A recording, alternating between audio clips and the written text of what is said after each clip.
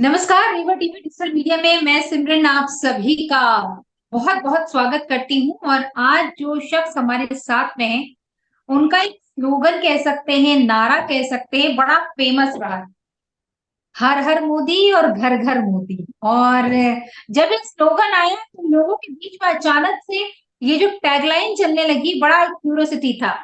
और तमाम TV channels जो है वो इनके पीछे भागते नजर आए। और ये जो स्लोगन है वो क्यों लेकर आए, इसके पीछे फंडा क्या है, और बहुत सारी बातें उन्होंने की।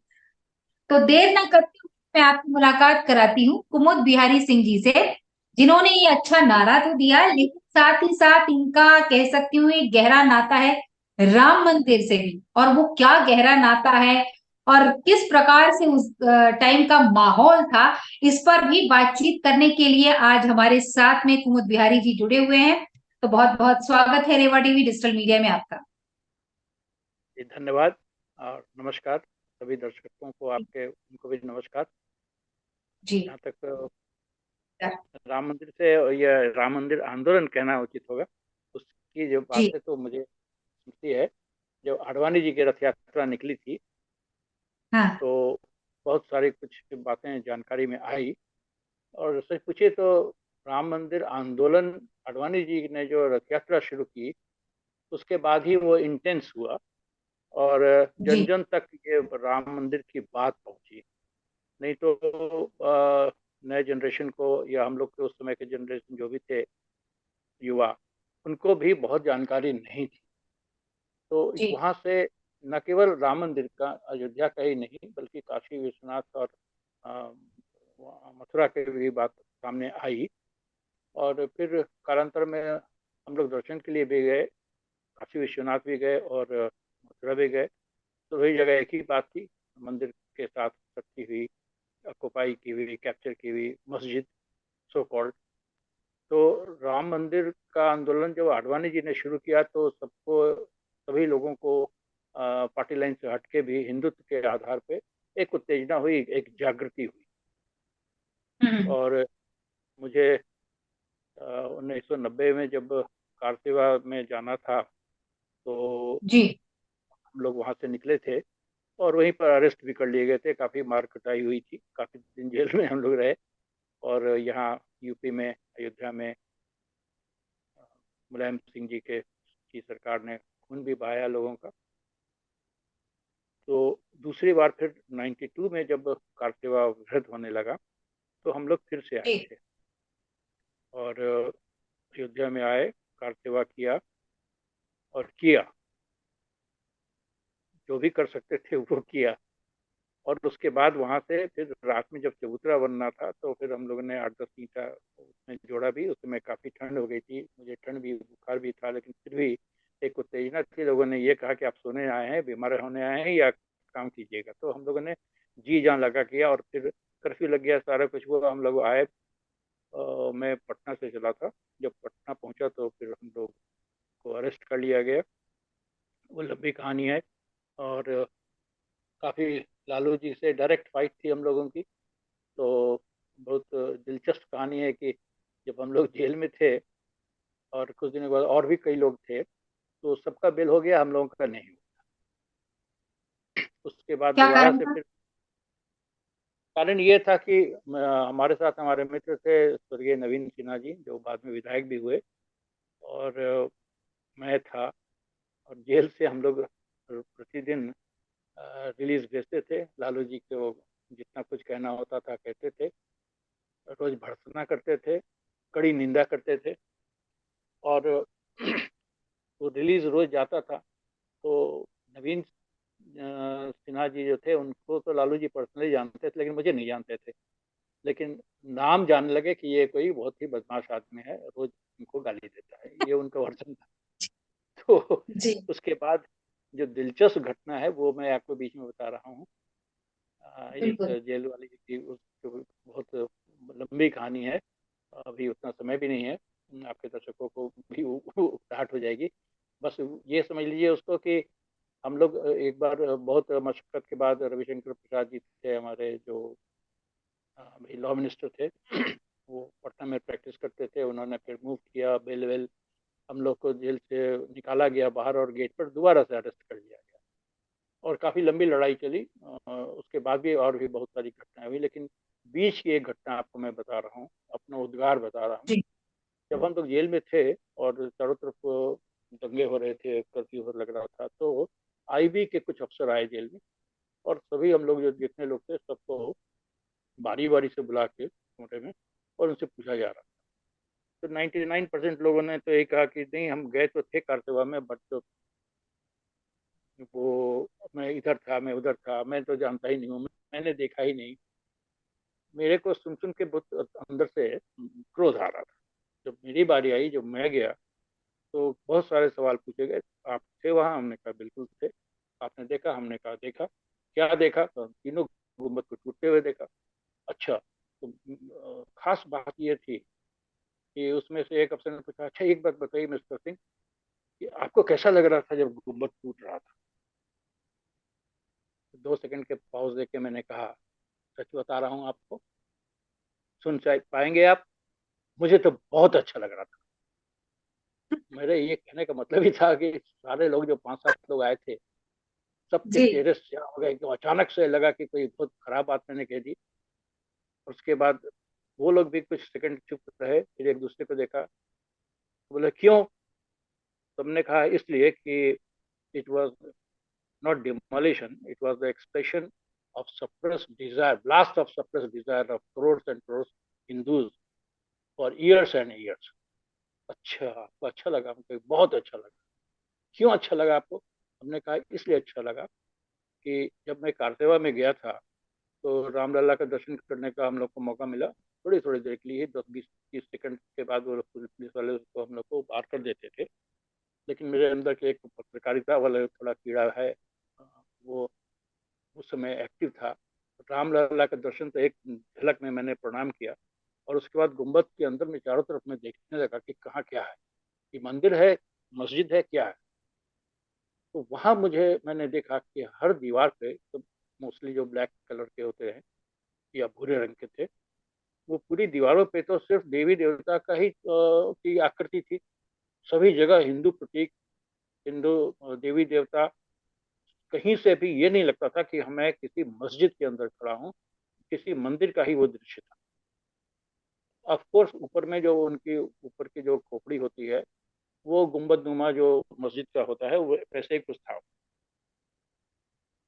दूसरी जी। बार फिर जब टूटा, तो उसके बाद का भी सीन मैंने देखा।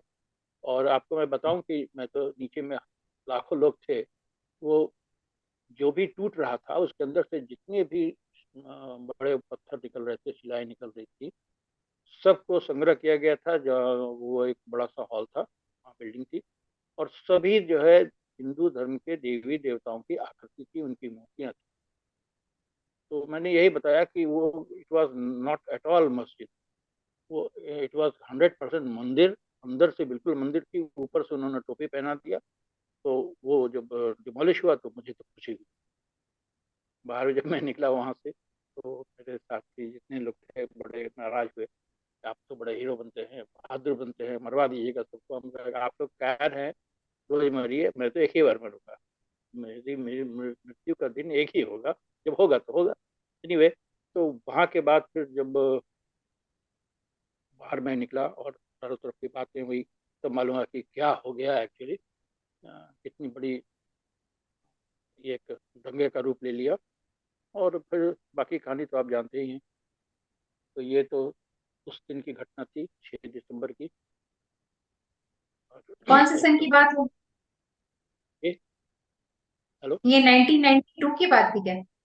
92 की बात बता रहा हूँ। 90 में भी मैं निकला और अरेस्ट हुआ, वहीं पे अरेस्ट हुआ था, हनुमान मंदिर, जो बहुत चर्चित हनुमान मंदिर है। हनुमानगढ़ी। महावीर, नहीं, यहाँ पटना में, पटना जंक्शन के पास, जिसके अभी ट्रस्टी हैं आचार्य किशोर कुणाल जी, जो आईपीएस थे। तो उन्होंने उस मंदिर को बहुत भव्य मंदिर बनाया, और वहाँ नैवेद्यम चढ़ता है अभी, जो बालाजी में चढ़ता है। और अभी अयोध्या में कई टन बन करके वहां से नैवेद्यम आ रहे हैं हनुमान मंदिर ट्रस्ट से। कहते हैं कि ये 1992 में जितने लोगों ने शहादत दी थी, कहीं ना कहीं आज जाके उसका काम आ रहा है वो शहादत। और आपको याद होगा कोठारी थे बंधु, उनका बिल्कुल बिल्कुल। जो है योगदान लोग भुलाए नहीं भूल सकते। और सोचिए जिस दिन ये दोनों भाई शहीद हुए, बहन का ब्याह, कैसा माहौल होगा कि तो दोनों बहुत भाई भगवान राम लला के लिए हैं और बहन की शादी है। तो उस घर में तो दीपक ही बुझ गया था। मतलब इतने आसानी से भगवान मिलते नहीं है, ये कहते हैं। एक नहीं और ये बल्कि दो, यथार्थ है। दो दो दीपक बुझ गए थे ना। जी, दोनों भाई थे ना। कोठारी बंधु की मैं बात कर रही थी कि सोचिए किस टाइप का माहौल होगा कि दो भाई शहीद हो गए और बहन का ब्याह है उस दिन। और कह सकते हैं कि भीड़ पूरी लगी हुई है, तो मातम सा माहौल हो जाता है एक तरीके से। लेकिन आज उन दोनों भाइयों की जो शहादत है, उसको कहीं ना कहीं एक कह सकते हैं कि उसका फल मिल रहा है कि भगवान रामलला अपने दिव्य दरबार में आ रहे हैं। और बहुत सारा आयोजन जो है पूरे देश में हो रहा है। कहीं से अच्छी बड़ी अगरबत्ती आ रही है, तो कहीं से वो जो झंडा लगेगा उसके लिए पिलर बन रहा है, तो कहीं से घी आ रहा है। तो आप सोचिए नेपाल से जो है नैवेद्य आएंगे, कपड़े आएंगे।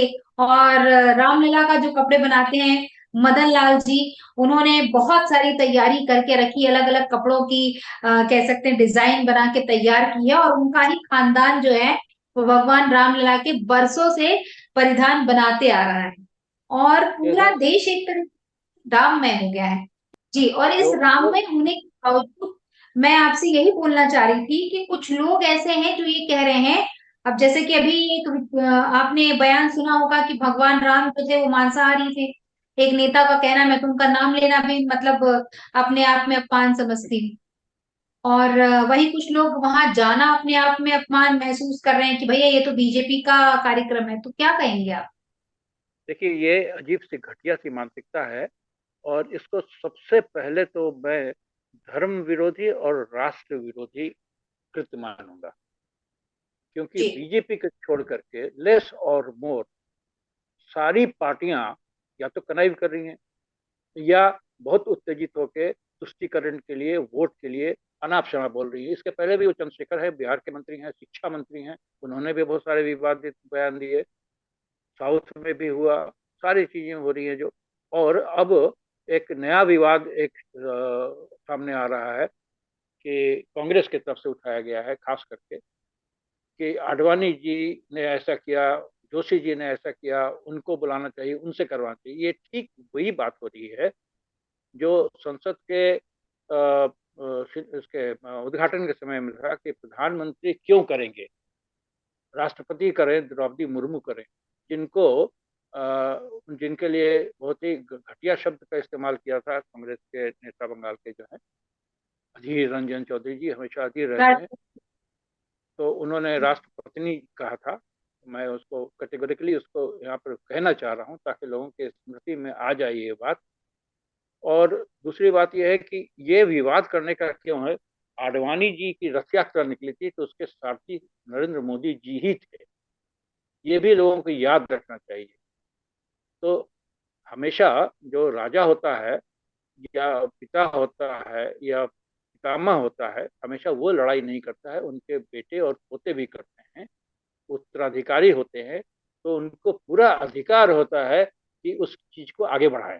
कोई जरूरी नहीं है कि मेरे दादाश्री ने जो कुछ किया, आज वो रहे किस अवस्था में है, समस्या में है, उसको देख करके ये निर्णय लेना, ये कहना कि बहुत गलत बात हो रही है। आडवाणी जी को इसलिए गुजर रहे हैं कि उनको मोदी जी से एलर्जी है।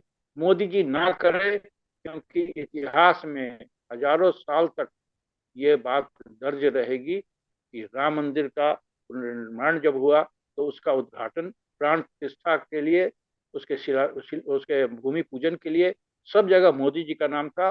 सब जगह मोदी जी ने अगर किया, तो प्राण प्रतिष्ठा में अगर वो जा रहे हैं, प्रधानमंत्री हैं, राम भक्त हैं, शिव भक्त हैं, और 140 करोड़ लोगों के वो प्रधानमंत्री हैं, तो ये रिप्रेजेंटेशन से उनको आपत्ति क्यों है?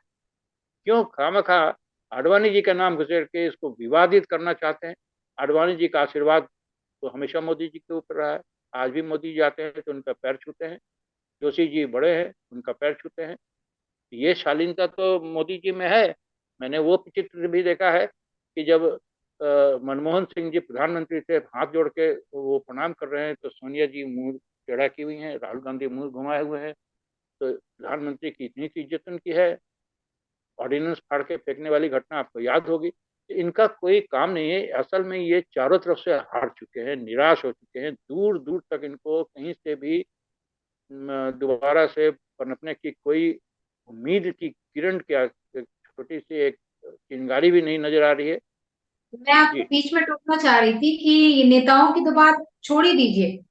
अब कुछ धर्म गुरु हैं, वो भी मतलब उन्होंने कह सकते हैं कमान खींच ली है एक तरीके से, और शंखनाद कर दिया है कि भैया मोदी जी जो हैं वहां पर जाके प्राण प्रतिष्ठा करते हैं और मूर्ति को स्पर्श करते हैं, तो हम जाके क्या वहां पर ताली बजाएंगे, और ये तो घोर अनर्थ कर रहे हैं, तो हम ये होने नहीं देंगे। एक दूसरे कुछ लोग जो है शंकराचार्य हैं, निश्चलानंद, उनका ये कहना है कि भाई इस धार्मिक आयोजन में मुझे निमंत्रण तो मिल गया है, लेकिन मोदी जी वहां पर ये प्राण प्रतिष्ठा करेंगे तो क्या मैं जाकर ताली बजाऊंगा? और फिर वो ऐसे ऐसे करके एक्टिंग करके बता रहे हैं। कि आप मुझे बताइए, क्योंकि आपका एक्सपीरियंस भी रहा है, राम मंदिर के आंदोलन में आप उपस्थित भी रहे हैं, जेल भी गए हैं, कि हमारे यहाँ जो शंकराचार्य की जो पद्धति है उसको मैं नकारती नहीं, उसका सम्मान करती हूँ, लेकिन आप मुझे ये बताएं कि 1976 से ये मामला चलता आ रहा है, आज जाके 2024 में भव्य कह सकते हैं मंदिर में लोकार्पण हो रहा है। समय बहुत था, आपके पास भी समय था, धर्म गुरुओं के पास था समय, अलग अलग राजनीतिक पार्टियों के पास था समय, जिनकी सत्ता थी उनके पास था समय, और ये तारीफ की तारीफ होती नहीं साहब। लेकिन आप ये सोचिए कि मेरी बात आर्कियोलॉजिकल सर्वे ऑफ इंडिया के उनसे हुई, जो ये बोल रहे थे कि अगर सर्वे रिपोर्ट 1976 में आर्कियोलॉजिकल सर्वे ऑफ इंडिया की बात को एक्सेप्ट कर लेती सरकार, तो ना बाबरी मस्जिद का ये कांड होता, ना ही ये हिंदू मुस्लिम होता, और बिल्कुल सरलता के साथ जो है हिंदुओं की ये जो राम जन्मभूमि है उनको मिल जाती। मगर उस समय के तत्कालीन सरकार, कुछ साहित्यकार, कुछ तथा कथित एक्टिविस्ट, उनकी बात को सरकार ने एक्सेप्ट किया, एज कंपेयर टू अगर मैं बात करूं आर्कियोलॉजिकल सर्वे ऑफ इंडिया को नहीं किया गया। उसके बाद इतना लंबा समय चला, 1992 में बाबरी कांड हुआ, और आप देखिए कि इतने लंबे समय के बाद जब बीजेपी की सरकार आई, उन्होंने प्रयास किया, तब जाके राम मंदिर बन रहा है। लेकिन अब ये कहना कि भैया वो प्राण प्रतिष्ठा ना करे, क्यों ना करे भाई, जिसने मेहनत की है वो करना चाहिए। और इतने सारे शंकराचार्य पीढ़ियों से चले आ रहे हैं, आपने उनके लिए क्या किया ये भी तो बताएं। हमने धर्म शास्त्रों में पढ़ा है, गीता में पढ़ा है, हमने कई जगह पढ़ा है, सन्यासी जो होता है वो तरीके से सन्यास ले लेता है, और जब वो सन्यास ले लेता है तो सांसारिक प्रत्येक चीज की मोह माया से दूर हो जाता है, क्योंकि सन्यासी का अपना एक कल्चर हो जाता है। लेकिन आप ये देखिए, इतने सारे यहाँ पर साधु संत हैं, आज वो हाई प्रोफाइल जिंदगी जीते हैं, भले ही आप फोटो खिंचवा लें, लेकिन आप मुझे बताइए कि चांदी की कुर्सी पर बैठना, उसके बाद में एक्टिंग करना प्रधानमंत्री की, क्या ये उचित है, आपको लगता है? और हम तो सम्मान करते हैं, लेकिन संवैधानिक पद पर बैठा हुआ प्रधानमंत्री भी तो सम्माननीय है। आपके पास भी तो समय था, ईश्वर ने आपको भी मौका दिया था, आपने वो नहीं किया, अगले ने कर लिया, तो आपके पेट में दर्द हो रहा है, बहुत सारे लोगों के पेट में दर्द हो रहा है। निमंत्रण जब तक नहीं मिल रहा था, तब तक सभी पार्टियां ये कह रही थी हमें नहीं बुलाया, हमें नहीं बुलाया, हमें नहीं बुलाया।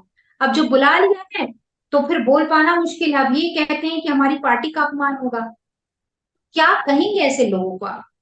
आपकी बात का तीन तीन चार लाइन में मैं जवाब देना चाह रहा था। पहली बात तो जी। ये है कि कांग्रेस एक ऐसी पार्टी है जिसके बहुत सारे, ऑफकोर्स भाजपा के भी हैं, बहुत सारे अनुषंगिक उनके अलग से संगठन होते हैं। तो धर्म में भी कांग्रेस का एक विंग काम करता है, ऐसे शंकराचार्य तथा कथित स्वयंभू शंकराचार्यों और बाकी धर्म गुरुओं के बीच में। तो ये वही लोग हैं जो कांग्रेस के धार्मिक विंग के सदस्य हैं। इनको मैं ऐसे इस ढंग से परिभाषित करूंगा। दूसरी चीज जो आपने बताया, जिनका रेफरेंस दिया, के मोहम्मद साहब जो आर्कियोलॉजिकल सर्वे वाले थे, उनका बहुत बड़ा योगदान है। लेकिन इसके पहले बाई द वे एक और के रहे, और मंदिर को नकारना, पूजा को बंद कराना, ये कांग्रेस की शुरू की प्रवृत्ति रही है। मैंने अभी कुछ दिन पहले ही पढ़ा था, सॉरी अभी अगर ऐसा होता तो मैं आपको दोबारा से उसके एक एक चीज को अक्षरशः प्रस्तुत करता। कहीं देखा था मैंने, एक थे मिस्टर के नायर, केरल के थे, जी। और आप अच्छी तरह पता होगा। और वो अयोध्या में उस समय, और वो लंदन गए थे पढ़ने के लिए, केरल के थे, और वो आईसीएस अफसर बने, जो पहले आईपीएस ब्रिटिश टाइम में जो होते थे, आईसीएस, वो बन के कलेक्टर बन के वो अयोध्या में आए। और शायद मुझे जहाँ तक याद पड़ता है 1949 की ये बात है। और उन्होंने, और उस समय गोविंद वल्लभ पंत वो उत्तर प्रदेश के मुख्यमंत्री थे। तो नक्सल में कहानी यह है कि वो, उनको सर्वे करने के लिए दिया गया, कुछ हंगामा हुआ था, ये वो उन्होंने अपना रिपोर्ट दिया कि वहाँ पूजा होनी चाहिए। और कांग्रेस की सरकार, ऑफ कोर्स 49 में नेहरू जी ही थे, उन्होंने बिल्कुल इसको मना किया, मुख्यमंत्री को फोन किया और उनको मना किया गया। और आगे की कहानी ये है कि उन्होंने अपनी रिपोर्ट सबमिट की, उनको वहां से ट्रांसफर किया गया, तो उन्होंने रिजाइन किया, वो कोर्ट में गए, और कोर्ट से फैसला हुआ, और फिर वहाँ पूजा अर्चना शुरू हुई। तो ये कांग्रेस की ये पुरानी एक आदत थी, मंदिर को या हिंदू धर्म को नकारना, पूजा बंद कराना। और अंततः तो सारी कहानी आपको पता है कि ताला खुला, ये हुआ, वह सारी घटनाएं सबसे सर्वविदित है। तो एक तो बात ये है, दूसरी बात ये है कि तथाकथित बहुत सारे धर्मगुरु जो निकल आते हैं, स्वयंभू। हम लोग तो इतना जानते हैं कि आदि शंकराचार्य ने 4 मठों की स्थापना की थी, 4 शंकराचार्य होते थे। अभी अचानक से मुझे लग रहा है कि कम से कम 20-25 शंकराचार्य हैं, सभी शंकराचार्य हैं, सब एक हाथ में दंड लेके और भगवा पहन के और त्रिपुंडधारी होकर के, और चांदी की कुर्सी, जैसे आपने कहा, बड़ी बड़ी कारों में, लेविश लाइफ की है। तो मैं इनको, धर्मगुरु है, प्रणाम करता हूँ, लेकिन कोई जरूरी तो नहीं है कि आपकी बात से मैं सहमत हूँ और आप जो कहें उसको मैं अक्षरशः मान लूँ। और क्यों मानूं, जबकि आपकी बात को दूसरे शंकराचार्य काट रहे हैं। तो पहले आप दोनों आपस में विवाद कीजिए, वार्तालाप कीजिए, और बताइए कि कौन सही है कौन गलत है, तब आप जनता को कोई संदेश दीजिए। ये सारी घटना जो है बस वही है कि पेट में, जो आपने कहा ना, पेट में बहुत दर्द हो रहा है। कुछ दिन पहले तो उसने कहना शुरू किया था कांग्रेस वालों ने, उनके प्रवक्ता और बाकी सब नेता, कि ये तो राजीव गांधी ने किया, उनके टाइम में ताला खुला, उनके टाइम में ऐसे हुआ, मंदिर में तो ऐसा है, तो कांग्रेस का योगदान है। तो हर चीज में क्रेडिट लेने में कहीं भी होता है, तो वो हुआ।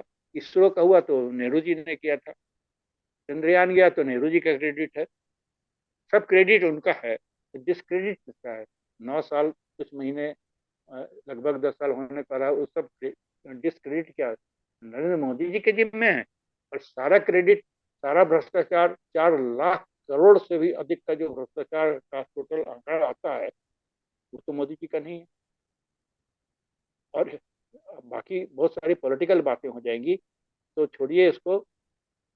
जब भी कोई अच्छा काम होता है तो आसुरी शक्तियां काफी आती हैं, विघ्न बाधा बहुत होती है। इसीलिए भूमि पूजन की जाती है, यज्ञ स्थल को चारों तरफ से अभिमंत्रित किया जाता है, ताकि निगेटिव एनर्जी, दुष्ट शक्तियां ना आए। तो लेकिन वो आएंगी जरूर, कुछ ना कुछ विघ्न बाधा करेंगी जरूर, लेकिन यज्ञ पूरा होगा। और पूरा देश जो राममय हो रहा है अभी, कुंदन जी, मैं तो आश्चर्यचकित हूँ देख करके। और सबसे बड़ी बात, इनको दिक्कत इसके क्या है, इसके परिप्रेक्ष्य में जाइए, हर चीज के पीछे पॉलिटिकल एजेंडा है, और पॉलिटिकल एजेंडा इनका एक ही है, हिंदू यूनाइट ना हो। सभी जगह उनके विंग है, कभी पहलवान, कभी किसान।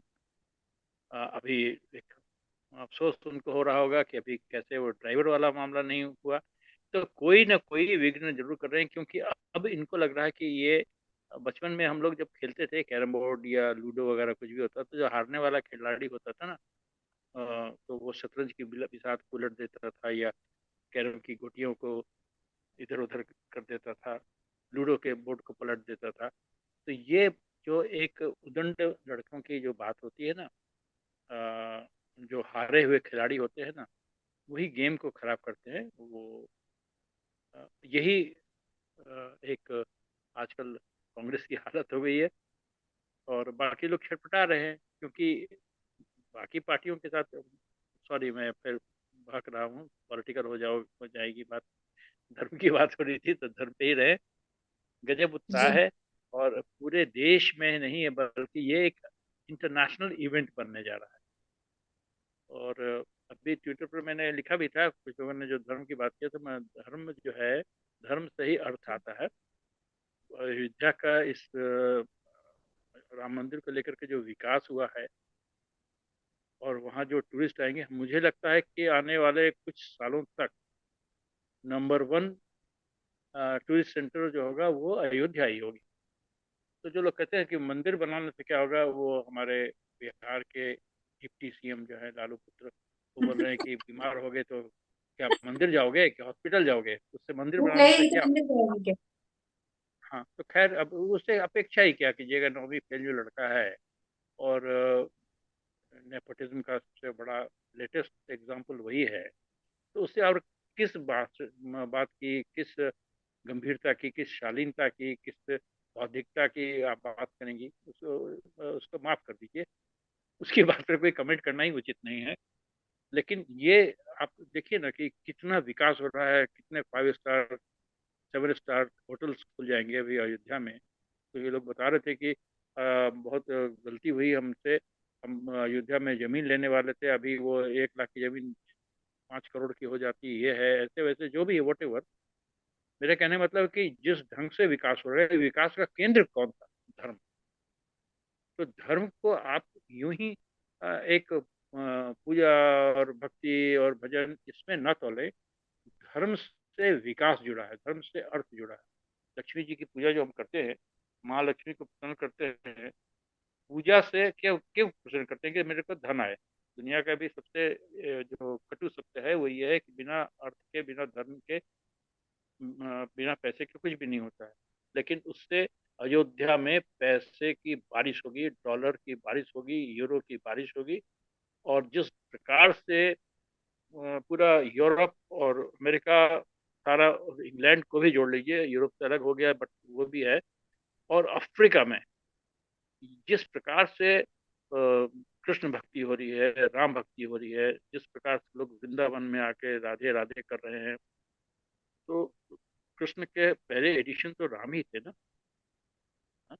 तो वो तो इंटरलिंक्ड है, जो राम है वही कृष्ण है, एक ही रूप है। उनका भी एक अट्रैक्शन होगा, और हिंदुस्तान नहीं, एक विश्व का सबसे ज्यादा आने वाला टूरिस्ट स्पॉट बनने जा रहा है। अभी तो शुरुआत है, अभी तो इनके 2024 में, अभी 22 जनवरी को तो सिर्फ प्राण प्रतिष्ठा है, लेकिन ये सिलसिला 26-27 तक चलेगा। विकास 2-3 साल में होते रहेंगे, पूरे शहर का विकास होगा। और जरा बनारस का सोचिए, जिसका विकास ऑलरेडी बहुत कुछ हो चुका है। और जिस दिन ज्ञानवापी का मामला सॉल्व हो जाएगा, जिस दिन मथुरा का मामला सॉल्व हो जाएगा, जब ये भव्यता होगी, और श्री कृष्ण जन्मभूमि उसके बाद ताजमहल और की बारी आएगी। हाँ, तो पूरा ही उत्तर प्रदेश के लोगों के लिए अग्रिम बधाई कि आपके यहाँ जी हर करेंसी वर्ष की वर्षा होगी। ऑफ कोर्स यहाँ जो भी आएगा वो तो कन्वर्ट होके इंडियन करेंसी में आएगा, लेकिन आप मतलब छोटा सा छोटा व्यवसाय भी अगर है, एक फूल बेचते हैं, अगरबत्ती बेचते हैं, माला बेचते हैं, जो भी बेचते हैं, आपकी तो बस कहते हैं ना कि बिल्कुल लॉटरी लग गई। ये लॉटरी ट्रांसपोर्ट, के लिए जय होटल्स श्री वाले, राम रेस्टोरेंट कहिए, वाले। जय श्री राम जी कहिए, जय भोले शंकर कहिए, जय श्री कृष्ण कहिए, राधे राधे कहिए। धर्म को इतना हल्के में मत लीजिए। धर्म से बहुत कुछ जुड़ा है। धर्म से आपका विचार, आपका व्यवहार, आपका ज्ञान, और ज्ञान से फिर विज्ञान, और विज्ञान से फिर अर्थ, सारा कुछ है, और मानव कल्याण जुड़ा है। जी। बहुत गर्भित बात कही आपने। और वो लोग जो कह रहे हैं कि भैया मंदिर बनवाने से अगर भूख लगेगी तो क्या मंदिर में जाइएगा, पूजा कीजिएगा? तो हाँ, हाँ, मंदिर में जाके प्रसाद खा के पेट भर जाता है। उनको ये नहीं हाँ, पता, बिल्कुल, सुशांत सिन्हा ने बिल्कुल। चुटकी देते हुए एक पोस्ट की आप हुई है कि छोटे से भैया। छोटे देखिए, आप छोटे से जी छोटे गुरुद्वारे में चले जाइए, आप भूख के नहीं आएंगी। वहाँ सब जगह छोटे से छोटे गुरुद्वारे में भी लंगर चलता है, और बिल्कुल। उसमें बिना किसी भेदभाव के चलता है। आज जो शंकराचार्य जी और ये वो छूत और अछूत कर रहे हैं, इनको तो शर्म आनी चाहिए। जो भी ऐसे कह रहे हैं, उसमें जात और ढूंढ रहे हैं, और उसमें छूत और अछूत ढूंढ रहे हैं। किस तरह के शंकराचार्य हैं? इस तरह की कोई भी कुरीति जो है, तब तो वहाँ जो अयोध्या एयरपोर्ट था, श्री राम एयरपोर्ट को बदल के अभी उसको महर्षि वाल्मीकि एयरपोर्ट कर दिया गया। आप तो बिल्कुल मत जाइए। वाल्मीकि तो और अयोध्या धाम। अछूत है। तो आप वाल्मीकि के रामायण नहीं पढ़ेंगे आप? एक अछूत ने रामायण लिख दी, पहली रामायण तो वही है ना, मौलिक रामायण जिसको कहते हैं। तो ये इनके शंकराचार्य कहने का इनको अधिकार नहीं है। ऐसी ओछी घटिया मानसिकता, विभाजनकारी मानसिकता वाले लोग हमारे धर्माचार्य कैसे बन सकते हैं? धर्म का मतलब ये थोड़ी होता है कि विखंडन करना। धर्म का अर्थ तो, उसका तात्पर्य, उसका मकसद तो यही होना चाहिए ना, कि लोगों को कैसे यूनाइट करें। भगवान श्री राम ने कभी पूछा कि ये शबरी कौन थी, और वो निषाद राज कौन था? और मित्र केवट। करके गले लगाया और जूठा बैर खाया। उस राम के लिए आप कौन सी आप कौन सा धर्म पढ़ के आप आए हैं जो आप छुआछूत कर रहे हैं? मैं ब्राह्मण, मैं ठाकुर, मैं राजपूत, मैं अछूत। ये अगर धर्माचार्य करेंगे, माफ कीजिएगा, ऐसे धर्माचार्यों को के लिए मेरे दिल में कोई रिस्पेक्ट नहीं है, कोई उनके लिए ऑनर नहीं है। और मैं ऐसे लोगों की निंदा करता हूँ, कठोर शब्दों में निंदा करता हूँ। आप धर्माचार्य हैं तो आप कुछ अच्छी बात कहिए, मानवता का कल्याण हो, लोगों में सद्बुद्धि आए, न कि उनके आपस में फुट हो। अब यहाँ अगर बैर हो जाएगी, अगर किसको कह रहे हैं कि मूर्ति अशुद्ध हो जाएगी? प्रधानमंत्री से। और अगर राहुल गांधी आ जाए तो कोट पे जनेऊ पहन के, जिनको कि कई जगह जाने नहीं दिया गया। इंदिरा गांधी को पुरी में नहीं जाने दिया गया था, वहां सिर्फ हिंदुओं का प्रवेश है। तो इसको भी तो देखें, क्यों नहीं उस समय हंगामा किया? कांग्रेस की सरकार थी, इंदिरा गांधी प्रधानमंत्री थी, मोस्ट पावरफुल आयरन लेडी कहलाती थी, क्यों नहीं किया? और इन लोग की बात मत कीजिए सिमरन जी। ये कांग्रेस मूलतः एक ऐसे व्यक्ति ने स्टार्ट किया, ह्यूम ने, जो अंग्रेज अफसर था और जिसने हिंदुओं को मरवाया, और वही कांग्रेस का संस्थापक बन गया।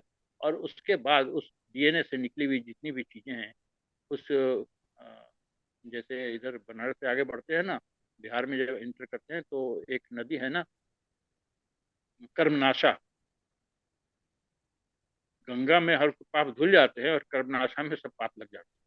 तो ये भारत की कर्मनाशा नदी है, जिसमें अगर आप डुबकी लगाएंगे तो आपके सारे संस्कार, सारे पुण्य समाप्त हो जाएंगे। यही हालत कांग्रेस हो गया है। मैं बहुत कड़े शब्दों में बात करता हूँ। मुझे किसी का डर नहीं है, ना मुझे कोई संकोच है कहने में, क्योंकि ये सत्य है।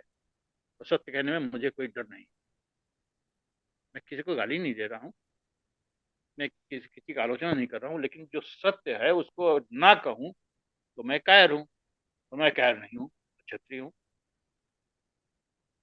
सही बात है। और जहां तक बात करते हैं जब लोग योगी जी की, तो योगी जी भी उतनी ही कह सकते हैं वाक पटुता के साथ बात करते हैं, एकदम बुलंद होकर।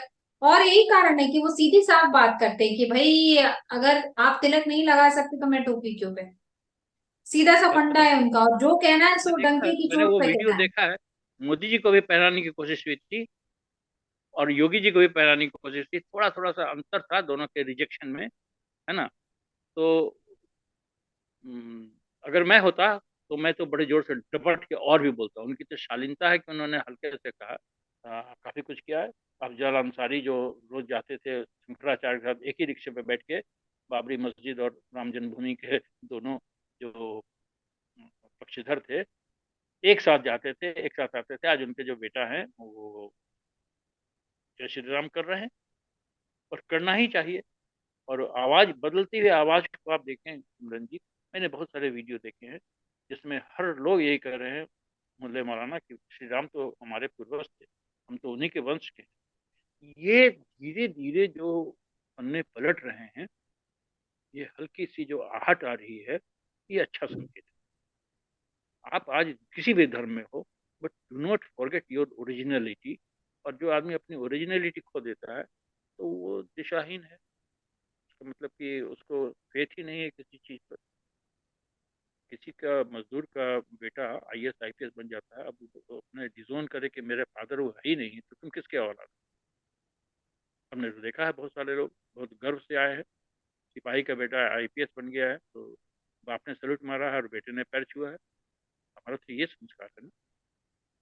इसी के लिए ना हिंदू धर्म श्रेष्ठ माना जाता है, क्या बूढ़े माता पिता को भी जी, कंधे पे लेके जाते हैं श्रवण कुमार कुल होते मिला हैं। के ये कहें कि जिस प्रकार से राम मंदिर की हम बात कर रहे थे, राम मंदिर आंदोलन में आपने भाग लिया, जेल गए और कहीं ना कहीं आप सक्रिय रहे हैं और उस समय के दौर को पहचानते हैं, लोगों की कह सकते हैं पृष्ठभूमि को जानते हैं।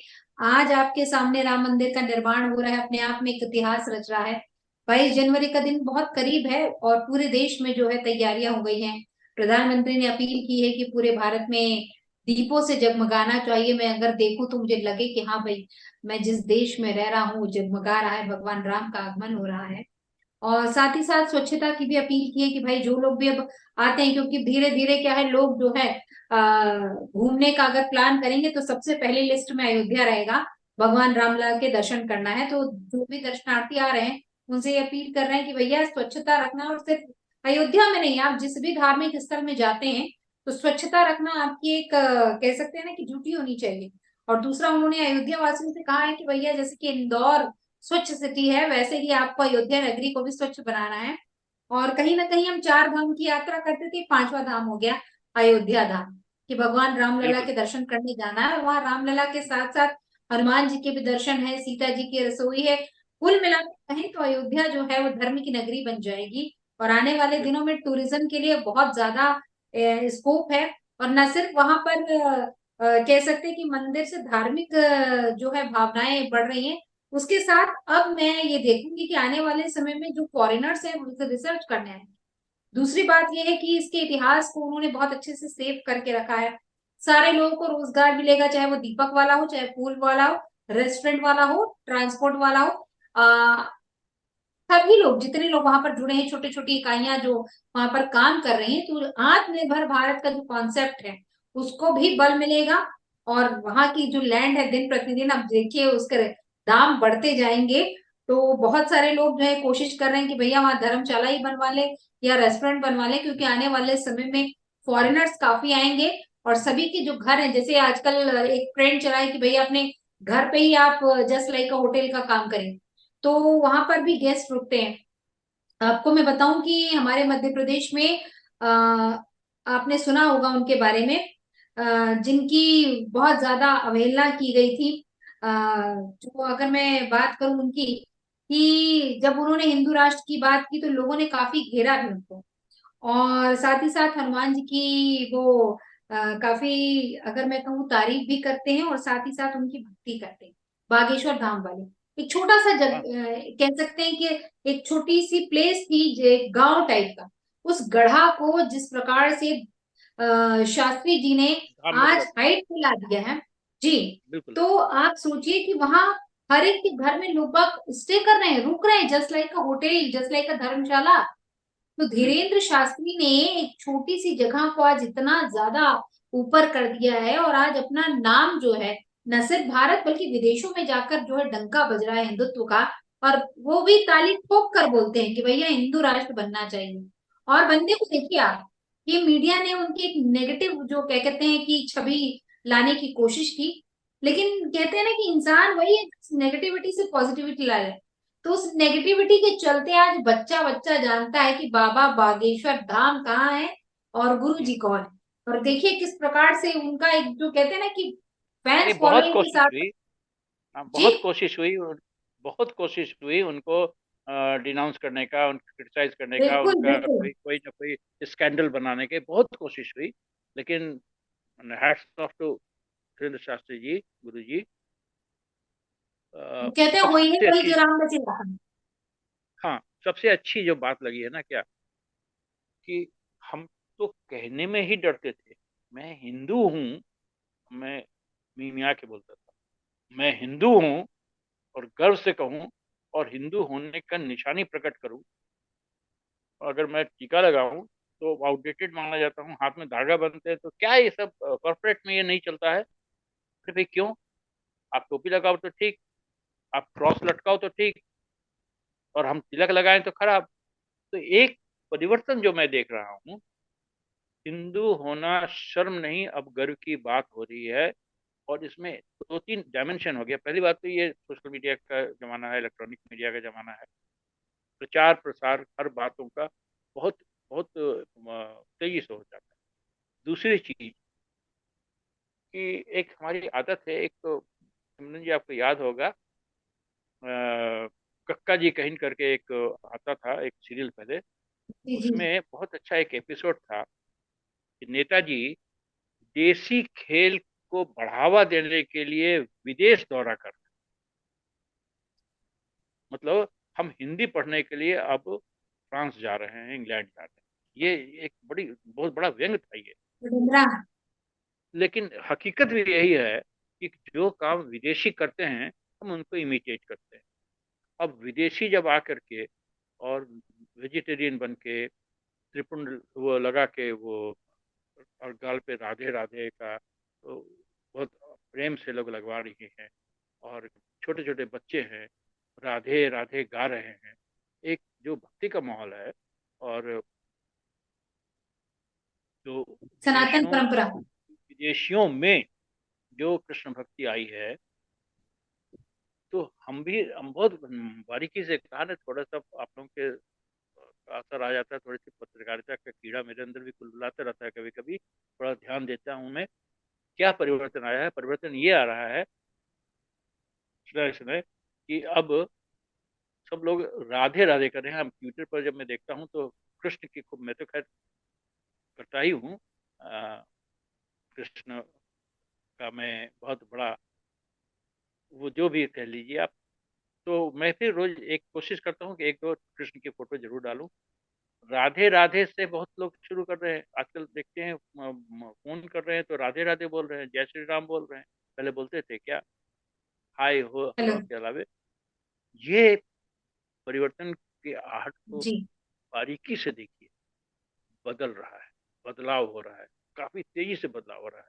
अब वेव बनने के लिए एक दो घटनाएं और हो जाएंगी, जिसमें काशी और मथुरा हो जाएगा, देख लीजिएगा कैसी प्रचंड आंधी चलेगी। और जो बहुत सारे प्रोडिक्शन है, चाहे वो नस्ट्रोडमस का हो या बाकी और बाबा भेगा और क्या क्या है, सब लोग जो बोल रहे हैं कि 21वीं शताब्दी भारत की होगी और सनातन की और जी विश्वव्यापी। बिल्कुल। इस विषय पर आज आपकी इतनी महत्वपूर्ण जानकारी मिली। आगे आपसे हम बातचीत करेंगे आने वाले 2000 चुनाव के लोकसभा की, क्योंकि उसका इंटरेस्ट भी आपका है और आपका जो नारा हर हर मोदी घर घर मोदी जो है, वो आपका कॉन्सेप्ट भी जानने की हम कोशिश करेंगे। और साथ ही साथ ये भी कोशिश करेंगे कि कॉन्सेप्ट आया कैसे, और एकदम से जो कहते हैं ना कि लोगों के मुंह पर चढ़ गया। और आज उसी की बात होती है। अब लोकसभा चुनाव आएगा तो ये नारे फिर से गूंजेंगे और फिर से लोग आपको याद करेंगे। शायद 2024 लोकसभा के लिए कुछ और नारा भी आप लेकर आने वाले होंगे, क्योंकि जैसे अगर मैं बात करूं, अभी दूसरी बार विधानसभा चुनाव में योगी जी उत्तर प्रदेश में जीते, तो उस समय ये बहुत गाना चल रहा था कि भैया जो राम को लाए हम उनको लाएंगे, यूपी में फिर से हम भगवा फहराएंगे। तो ये चीज एक्चुअली आपने बिल्कुल सही कहा कि अब समय बदल गया है, लोगों का टेस्ट बदल गया है। जहाँ हाय हेलो होता था, आजकल जय श्री राम राधे राधे जय श्री कृष्णा हो रहा है। तो यही तो है सनातन की खूबसूरती। और यही है, जैसे आपने कहा कि विदेशी लोग यहाँ आते हैं, त्रिपुंड लगाते हैं और परिधान पूरा जो है वो भारतीय सभ्यता से उत्प्रोत रहता है। तो यही है एक्चुअली सनातन की खूबसूरती। तो आज आपने समय निकाला, इतनी महत्वपूर्ण जानकारी दी। चलते चलते क्या संदेश देना चाहेंगे, हम आपसे सुनना चाहेंगे। मैं सिर्फ एक बात बीच में, आपने जो सनातन की बात रही थी, एक घटना मैं आंखों देखी मैं बता रहा हूँ। एक मंदिर में वृंदावन में मैंने देखा कि एक लड़का वो कुर्ता पजामा पहन के और झाड़ू लगा रहा है मंदिर के बाहर। बाद में मालूम हुआ कि जब हम लोग किसी उसमें बैठे प्रवचन में, तो मेरे बगल में था, तो मैंने गौर से देखा कि लड़का नहीं लड़की थी, तो और फॉरनर। मैंने पूछा तो स्विट्जरलैंड की वो लड़की थी, डॉक्टर थी, इंडिया में आई हुई थी लंबे समय से, कृष्ण भक्त थी। मैंने पूछा व्हाट्स योर नेम, उसने कहा गोपी दासी। नाम ही बदल दिया। डॉक्टर थी, अच्छे संपन्न परिवार की थी। जो मुख्य बात वो ये थी कि उसको झाड़ू लगाने की उस दिन ड्यूटी मिली थी, और मैं था, मेरी पत्नी भी साथ में थी। हम लोग 5 मिनट तक देखते रहे कि उस झाड़ू कैसे लगाती है। जैसे हमारे यहाँ लोग झाड़ू लगाती हैं महिलाएं घर में, उससे कहीं ज्यादा तल्लीनता से के साथ एक ही जगह पे दो दो तीन तीन बार वो झाड़ू दे रही है, बिल्कुल with full concentration and devotion कर रही थी। इसी तरह से उनकी भक्ति भी है। हम तो भक्ति करते हैं, लगता है कि यहाँ भी जाना है, वहां भी जाना है, मोबाइल भी देख लेते हैं, सब कुछ देखते हैं, लेकिन जब वो कर रहे हैं तो आई अप्रिशिएट उनका जो कंसंट्रेशन है और उनका जो डिवोशन है, वो अनुकरणीय है। तो और जहाँ तक बात संदेश की बात की, अभी तो सिर्फ एक ही बात कहना है, हिंदू बनो, हिंदुत्व को उभारिए। हिंदुत्व को जितना आप उभारिएगा उतना ही राष्ट्रवाद बढ़ेगा, और राष्ट्र से बढ़ के कुछ भी नहीं। राष्ट्र बचेगा तभी धर्म भी बचेगा। धर्म नहीं रहेगा तो राष्ट्र भी नहीं रहेगा। दोनों एक दूसरे से इंटरकनेक्टेड, इंटर रिलेटेड है। इसलिए आप धर्म के साथ धर्म को बढ़ाइए। धर्म के अंदर में, इस धर्म के दूध में राष्ट्रवाद का मक्खन छिपा हुआ है। बहुत बहुत धन्यवाद। फिर जी, बहुत बहुत नारा धन्यवाद आपका नारा महत्वपूर्ण और जानकारी पॉलिटिकल देने जो भी के लिए। आपने, जी, नारा और जी, पॉलिटिकल जो भी आप विषय रखेंगी, तो नारा कैसे बना, क्या हो, इसके नेक्स्ट एपिसोड में मिलते हैं आपसे। बहुत बहुत धन्यवाद। आपने मेरे जैसे बहुत बहुत बहुत साधारण आदमी को जय इतना श्री महत्व राम। दिया। जय श्री राम, राधे राधे, जय श्री कृष्ण।